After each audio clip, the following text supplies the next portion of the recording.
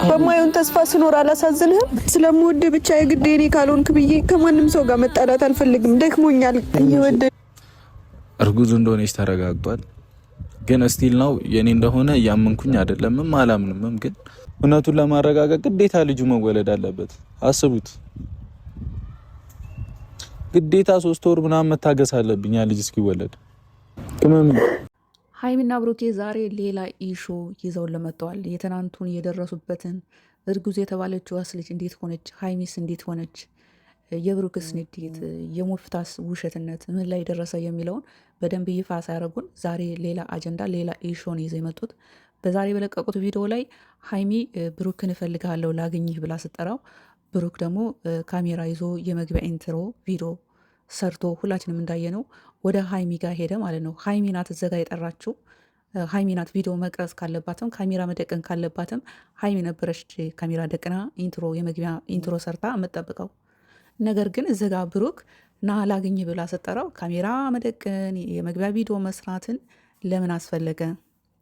ቁጥር 1። ቁጥር 2 እንግዲህ ሀይሚ ዛሬ የሕክምና የሐኪም ቤት ቀጠሮ አለኝ ወደ ሐኪም ቤት ሊሄድ ነው። ከዛ በፊት ግን ላግኝህ ብዬ ነው ብላለችው። በመጀመሪያ ሁላችንም እንደምናየው ሁላችንም ራሳችንን እንደምንጠይቀው ከሆነ ሁላችንም መጀመሪያ ለራሳችን ቴኬር ማድረግ አለብን። ወደ ራሳችን መመለስ አለብን።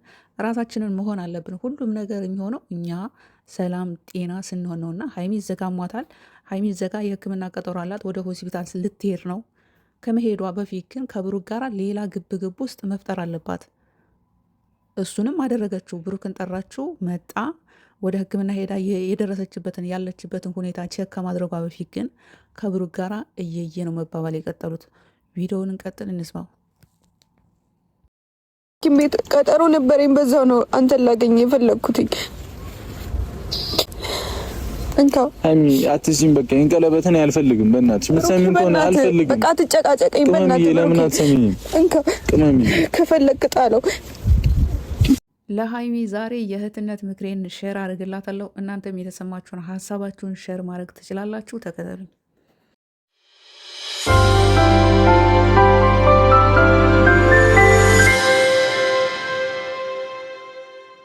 ሰላም ቤተሰብ እንዴት ናችሁ? ዛሬ ሀይሚና ብሩክ በለቀቁት ቪዲዮ ላይ እንደው መጀመሪያ ምን ተሰማችሁ?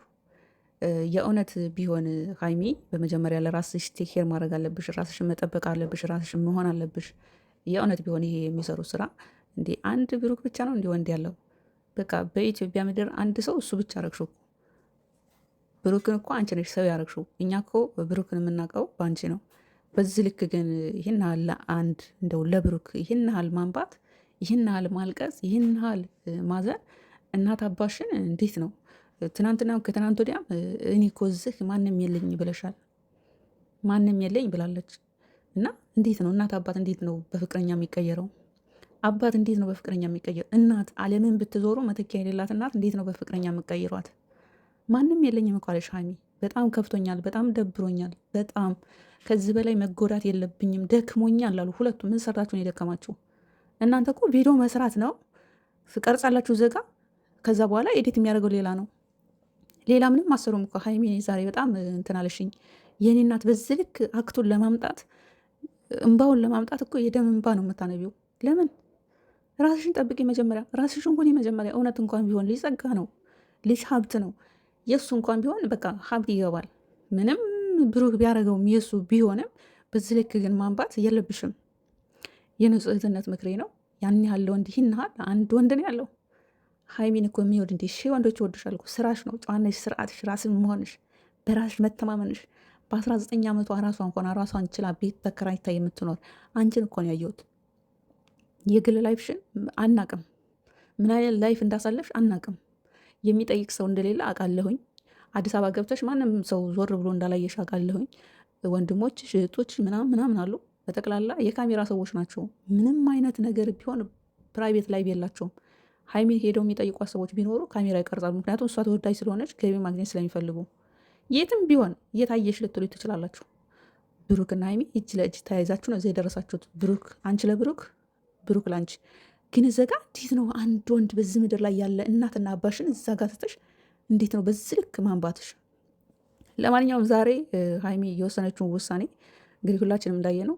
ብሩክ ሙሉ እምነቱን ሰጥቷት ነበረ። ያንን እምነቱን መልሳለታለች። ስመልስለት ግን ሙሉ እምነቱን ነበር መመለስ ያለባት። እሷ ግን አጉድላ የጣ ቀለበት ብቻ ነው የመለሰችለት። ለምን? እምነት አይጎደልም፣ አይቀነስም፣ አይጨመርም። ከመለሽለት ሙሉ እምነቱን እንደሰጠሽ ሙሉ እምነቱን መመለስ አለብሽ። ካልመለስሽ ደግሞ ከወደሽው ካመንሽው ሌላ ሰው ማንም ከጎንሽ ከሌለ ያለሱ ደስተኛ እንደማትሆኒ ራስሽን ካሳመንሽው በዚህ ልክ ሚዲያ ላይ ማልቀስ የለብሽም። ቀለበቱንም መመለስ የለብሽም። እምነቱን ነው የሰጠሽ። ሌላው ቀለበቱን የመለሰችለት ያው ስራ ስለሆነ የእውነት ቢሆን ሙሉ እምነቱን ነው የምመልስለት። ሌላው በጣም የገረመኝ ነገር እናንተ እዚህ ጋር የውሸት ስታለቅሱ የእውነት የሚያለቅስ ህዝብ አለ። ማግኘት እንዳለ ሁሉ ማጣትም አለና አሁን እንደዚህ ከፍ ብላችሁ አበባ መስላችሁ ለ20 ደቂቃ ምናምን ነገር ስታነቡ እዛ ቲክቶክ ላይ ማታ በጣም እየገረመ የራሷን የሳተች ልጅ አለች። በቃ ጉሮሯን ያነቃሰዋለ ስትጮህ። ለእነሱ ትንሽ አታስቡም? አታዝኑም? ሀብት እኮ ምንም እኮ አይደለም። እኛ እኮ በደቂቃ ሀብታችን እኮ አርዋል፣ ወድሟል በጦርነት በደቂቃ። አሁን አይተኑ እኮ አሁን ነደደ፣ አይናችን እያየ የነደደብን ሰዎች አለን። ቤታችን ስንት ዓመት ሙሉ ፈግተን በሰው ሀገር ተገርፈን የሰራነው ቤት።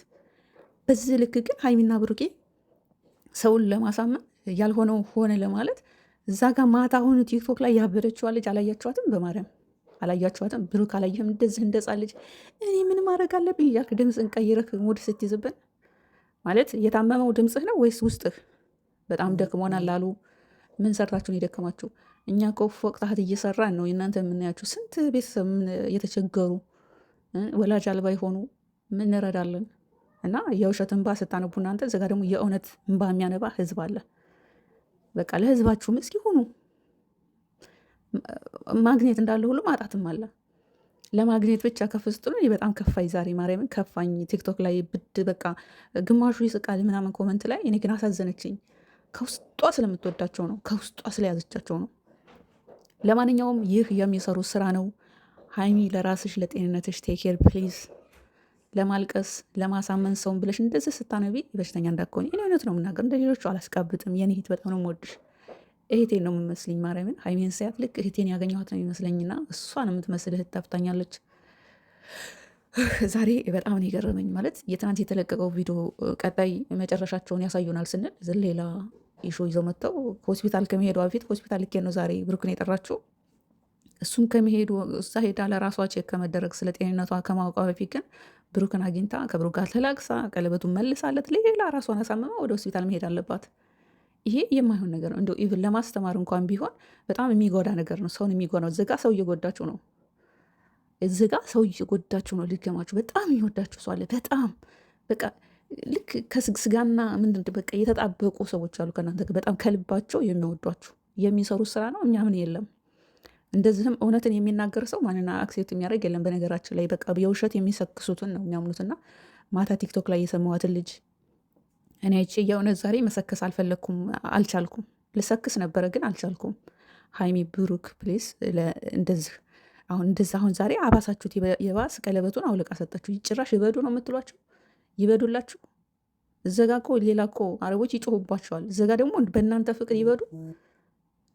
ኧረ ነውር ነው። ይበዱ ነውር ነው። እግዚአብሔር ነውር ነው። የእውነት የሚያለቅሱትን አላያችሁም? ቲክቶክ የሚሰራጨው እኔ አንዳንድ ዩቱብ በጣም ያሽቀብጣል። ለምን ቻናላችን እንደሚዘጋብን አናውቅም። በቃ እዘጋ መናገር ብቻ አልፈልግም። ለማንኛውም የሚሰሩት ስራ ነው።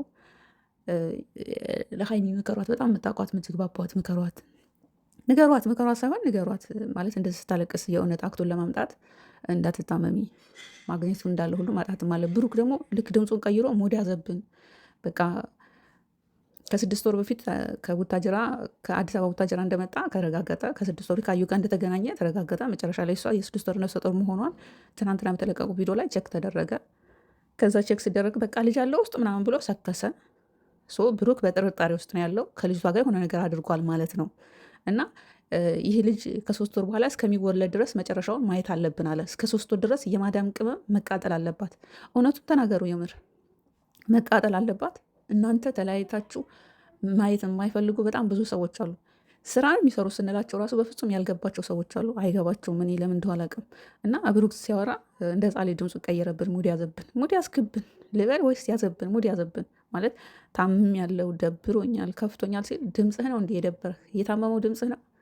ለማንኛውም የሚሰሩ ስራ ነው ማለት እወዳለሁ። የምትሰሙኝ ስሙኝ፣ የማሰሙኝ ምንም ማድረግ አልችልም። ይመቻችሁ።